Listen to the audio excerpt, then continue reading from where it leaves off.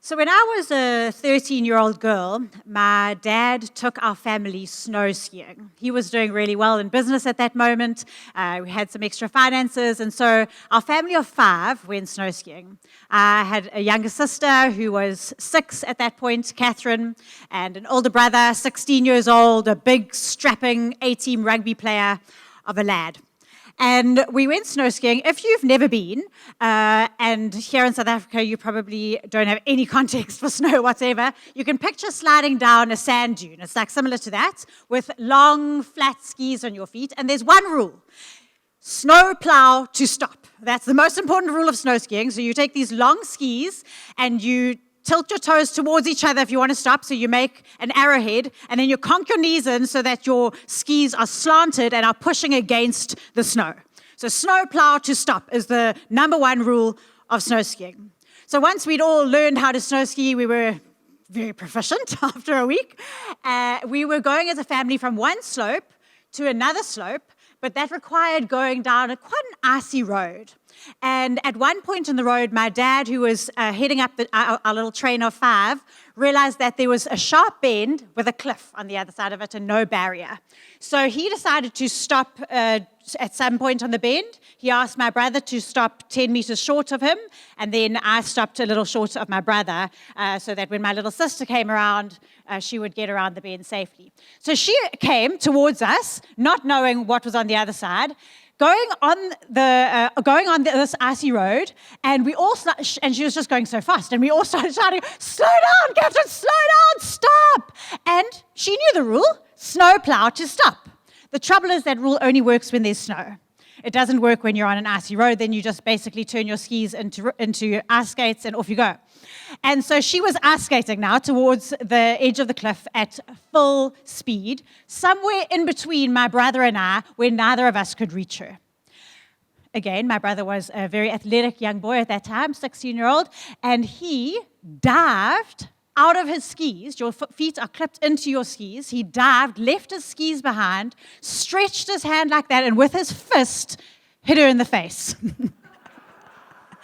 And she was knocked out of her skis onto the hard, icy road, and she was furious with her brother for hitting her in the face because she knew the rules. Number 1, snowplow to stop. She was doing that.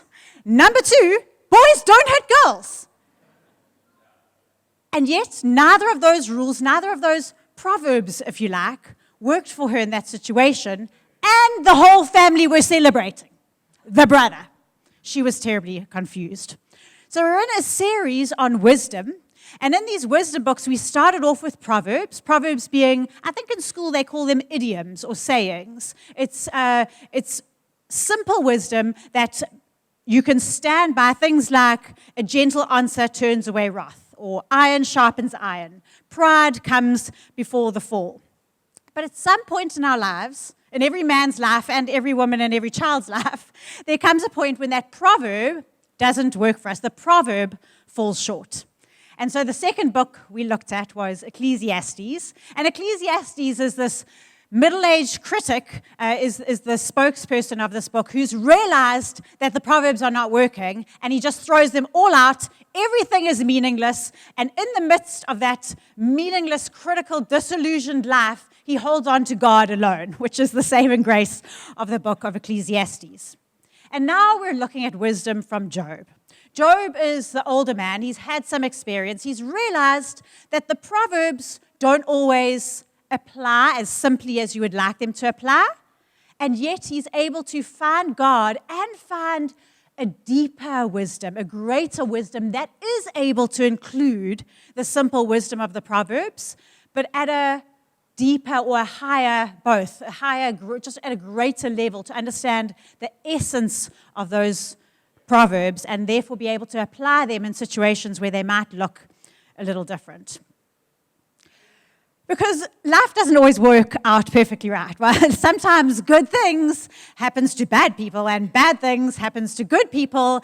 And it just seems like when we're looking at the situations we're in, the proverbial poop hits the fan and life is not working out. And so as a preaching team, we decided to call this Job when the Proverbs hit the fan.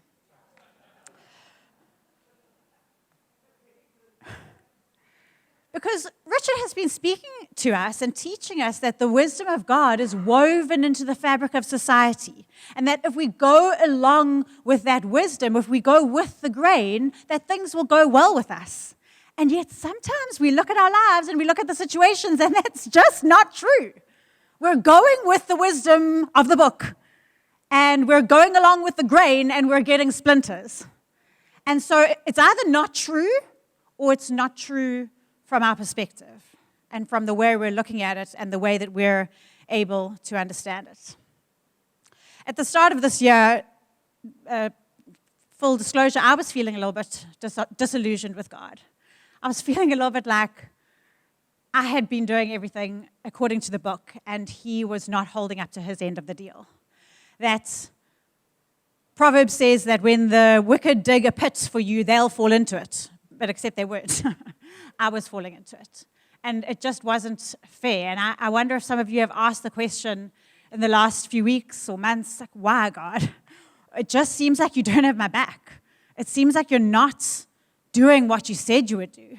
It seems like I'm trying to do it all right. I'm trying to do things the way that you told me to do it. And I'm not getting the outcome that I expected or that I feel like you promised. And what is going on? We hadn't started this wisdom series yet, and yet I felt like God took me to Job 13, where Job is in a similar situation. And Job 13 says this: "Though he slay me, I will hope in him. Yet I will argue my ways to his face. And this will be my salvation, that the godless shall not come before him." And I got 3 things out of that scripture at the time. First of all, that I should trust him. Number 1, though he slay me, I will hope in him. I will trust him, even when life does seem like a meaningless mist and it seems like none of the Proverbs are working and nothing is making sense. Though he slay me, I will hope in him. I will be honest, though. Number 2 is we're allowed to be honest. In fact, we're encouraged to be honest. I will argue my ways to his face. I'm going to wrestle with him about this. I'm not going to run away. I'm going to wrestle with him about my confusion, about my disappointment, about my disillusion. And then thirdly, God just assured me that he does have my back, that the godless will not stand before him. The godless are not in there with God getting secret tips. It does make sense to be righteous. It will work out. We might not understand it right now. We might not see it right now, but the godless do not stand before him. It is our prayers that he's listening to, us who are wrestling with him, us who are not running away from him, us who are taking our confusion to him. It is our prayers that he answers. It is us who are able to come before him. If you think of my little sister, Catherine, she knew the rule, boys shouldn't hit girls. And yet, in this situation, it looked like the exact opposite was being celebrated. And the funny thing is, it wasn't an exception to the rule. It wasn't that boys should hit girls in these situations. On the contrary, Kevin applied the rule perfectly in the situation, because the deeper truth to boys shouldn't hit girls is that the strong shouldn't hurt the weak. And more than that, the strong are given their strength for service of the weak. That some are strong, and the reason that they are strong in certain areas is to help the weak. So on the contrary, with a greater perspective, Kevin perfectly applied the proverb, boys shouldn't hit girls. But that did not look true from the perspective of a 6-year-old with a bleeding nose lying on an icy road. From her perspective, it had been completely broken. But from the rest of the family's perspective, it had been held perfectly. It's hard for logic to trump emotion. If you ask Catherine today, as an almost 40-year-old, if she thinks that her brother kindly hit her in the face or heroically hits her in the face, it's hard for her to admit that that's true because her emotion was not that. And it's hard for logic to trump emotion, but that's what Job is calling us to. The book of Job is calling us to a greater thoughtfulness, where our willingness to consider a higher truth allows us to discount the emotion of the moment. And so that brings us to the book of Job. So I'm going to try and whiz through the storyline quite quickly. There's a council in heaven. The point is not an accurate display of heaven, but God is in this little council room. He's saying to everyone, have you considered Job? Job is really amazing. He's a really righteous guy, and he is completely innocent. I'm really impressed with him. And there's somebody else in the room who the Bible refers to as a Satan. And a lot of people, when they read that, think, why is the devil allowed in the throne room of heaven? I want to stand before the throne room of heaven. But that is not what the Bible's referring to. It's a lowercase s. The Satan is simply an opposition, someone who's bringing a different viewpoint. There's another time in the Bible that the Satan is mentioned, and it's an angel of the Lord standing before a man, Balaam. His donkey sees the angel. The angel is opposing this man, and that angel is also called a Satan. It's someone who's coming in opposition to what the others are thinking in the room. And so this character, who is not important other than he presents an interesting question. He comes with the possibility, he says, okay, God, Job is righteous, but every righteous deed is being rewarded. And so his righteousness is not being truly tested, because how do you know that it's true righteousness if it's not righteousness only for righteousness' sake? He is getting rewarded. And so how do you know that the system is not so simple that Job is actually just working the system?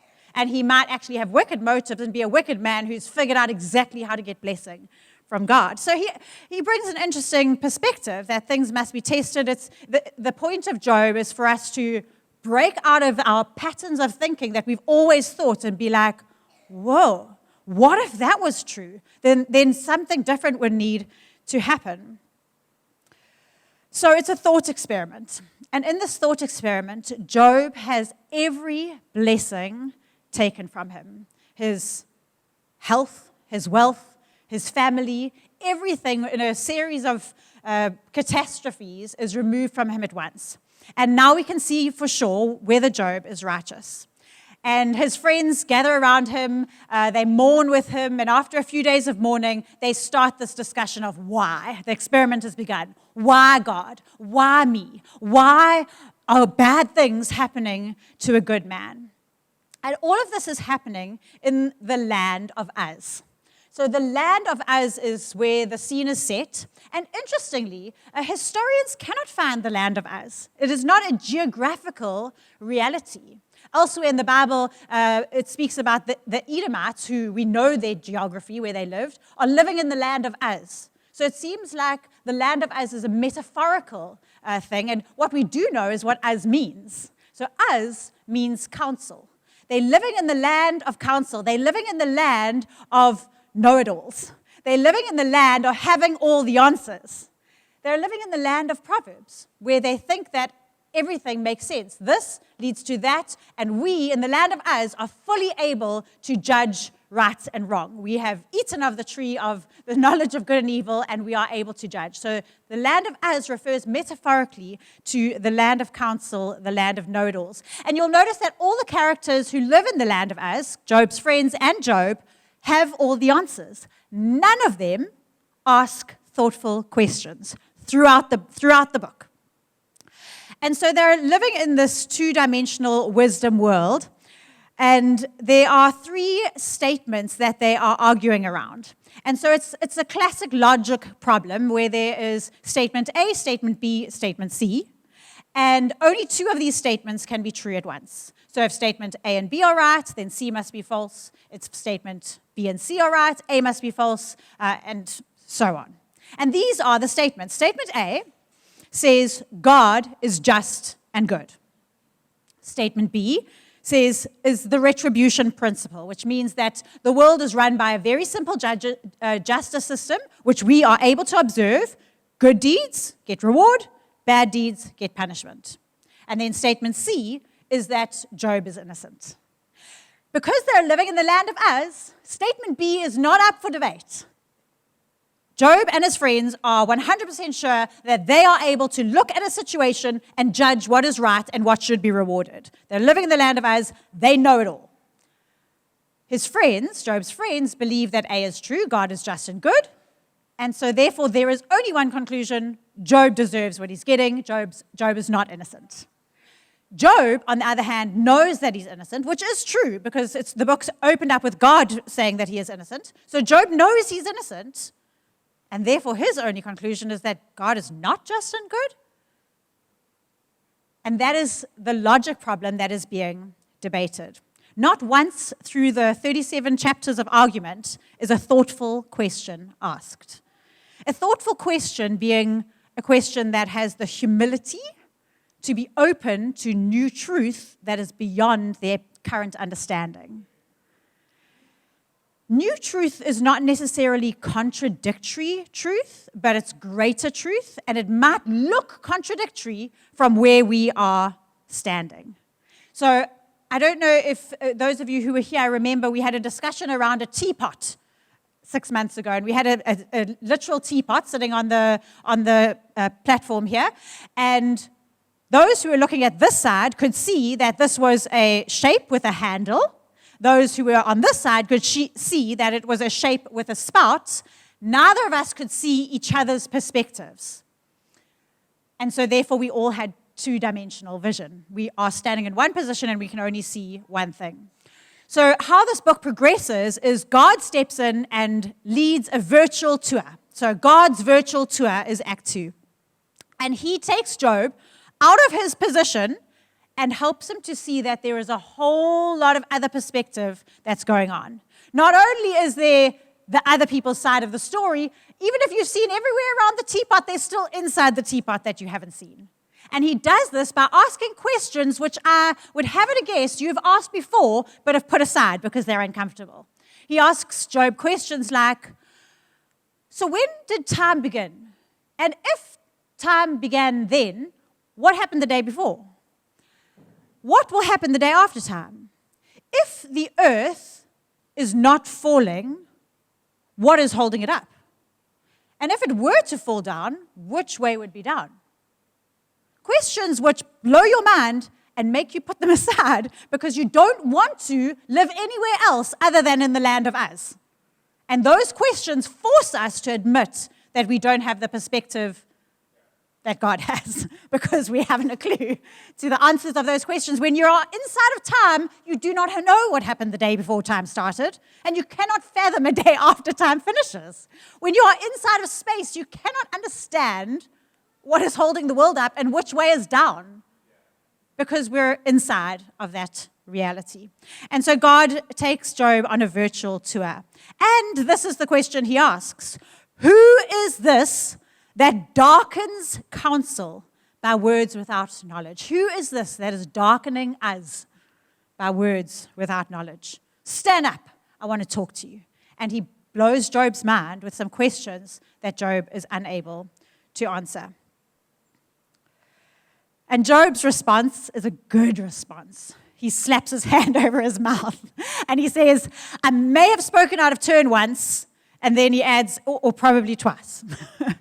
I think I may have spoken out of turn twice. And God continues and takes Job on this virtual tour, not just of the universe, which Job's admitted I don't understand. Then he takes Job on a virtual tour of his current reality. Well, what is happening in the sea? That's within your earth. It's not outside of space and time. Let's go inside of space and time. What's going on in the sea? You don't know? Okay. What is going on in the puddle on your driveway? You don't know. You don't have the perspective that is required to answer most of the thoughtful questions. See, Job's assumption before this virtual tour was if God is good and able, he would reward wise and good people and punish evil and stupid people. But there is a deeper assumption that he has had, and that is that Job has enough perspective to make this claim. All of us, when we come to the position of questioning God and deciding that we are not getting what we deserve, are standing on the position of the deeper assumption that we are able to not only judge right and wrong from our perspective, but judge right and wrong from everybody's perspective and from inside the teapot, God's perspective, which we will never be able to see because it's outside of our reality. And God asks Job a second time, who is this that darkens the counsel without knowledge. And Job answers incredibly wisely, and he says, I know, God, that you can do all things, and that no purpose of yours can be thwarted. You asked, who is this that darkens counsel without knowledge? It's me. I've uttered what I didn't understand, things that are too wonderful for me that I didn't know. You've asked me to answer you, and I've realized that I'm incapable of it. I humble myself. I despise my own opinion. I realize how small I am, and I leave it in your hands, God. And Act 3, which is just a few lines, I find so beautiful, because in Act 3, God honors Job. God honors Job. And he says an amazing thing. He says, Job has spoken rightly about me, and Job's friends have spoken wrongly about me. And that's an incredible statement, because Job has been completely out of line. Job has said that God is not just and good. That is the conclusion that Job came to. So how has Job spoken rightly about God? And the reason being is that Job has stepped out of the land of Uz. Job has humbled himself to understand that he can't live in the land of knowing it all. His friends remain there, even though they're calling God just and good. They think they are able to make all the decisions, that they are able to make all the judgments. Job doesn't understand still, but what he does understand is that he doesn't understand. He knows enough to know that he cannot live in the land of know-it-all. And God honors that. God honors Job's struggle. It has been hard. Job has lost everything. He's lost his family. He's lost everything he's built up over the years. He has lost his health. And God honors your struggle too, friends. Whatever it is that you are wrestling with, that you feel you don't deserve, that you feel it's just too hard for you, God honors that. He honors your struggle. He is not unaware. He doesn't not see what you're going through and what is hard. He honors your struggle. And then God honors Job's honesty.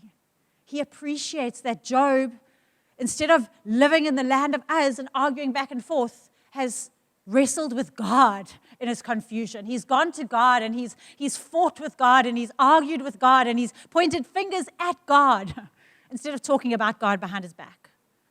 And God honors that. He honors his honesty, because the only way that God can turn Job's accusations to helpful questions is in a conversation with Job. And God honors your honesty when you wrestle with him as well. And thirdly, God honors Job's prayer. He asks Job to pray for his friends and to pray that God would forgive them, and he does. He honors Job's prayer to forgive his friends, and he blesses Job with health, with great wealth, with great family, not because of it's a reward system that's simple, but because God is good, and he runs his universe by good principles that often fit into Proverbs and sometimes are beyond, greater and deeper than the simplicity of what the Proverbs say, but always have the essence of the truth of what those Proverbs are. So when you are feeling, maybe now, maybe in the future, like God just doesn't have your back, will you remember this verse with me? Though he slay me, I will hope in him. Yet I will argue my ways to his face, and this will be my salvation, that the godless shall not come before him. The three takeaways that I'd like to leave with you are the three things that God ministered to me. Number one, will you trust him? Though he slay you, though it feels like you have got a fist to the face and God is celebrating instead of defending you, though he slay you, will you hope in him? Will you hope in him? Will you trust in the goodness of the Father who may understand the fist in the face that you don't understand? Would you be honest and wrestle with God? Would you wrestle with him? Would you stay with him when the meaningless mist has you so confused? Will you not give up? Will you go to God in the meaningless mist and hold on to him until he can pull you through into the wisdom of Proverbs, into the wisdom of being able to hold the greater truth with the simple truth within it? And number 3, remember that God does have your back. He does have your back. He is not against you. He is not on the side of the godless. He is not defending others against you. It may look like that, but that is not the case. He does not let the godless come before him. There is not a Satan in heaven that is able to accuse you. That is not the case. The godless shall not come before him. God is not beholden to our 2-dimensional wisdom in his 3-dimensional world. He has a greater understanding, a greater knowledge. We do sometimes say, if I were God, but thank goodness I'm not, because I think the world would be spinning backwards after my first day of work. We are not God. There is a greater truth. There is wisdom woven into the fabric of creation. And it doesn't always look like it from our perspective, but that doesn't mean that it's not true. And so Job is inviting you to a greater wisdom, a wisdom that appreciates the Proverbs, cuts through the meaningless mist, and finds God in the greater wisdom.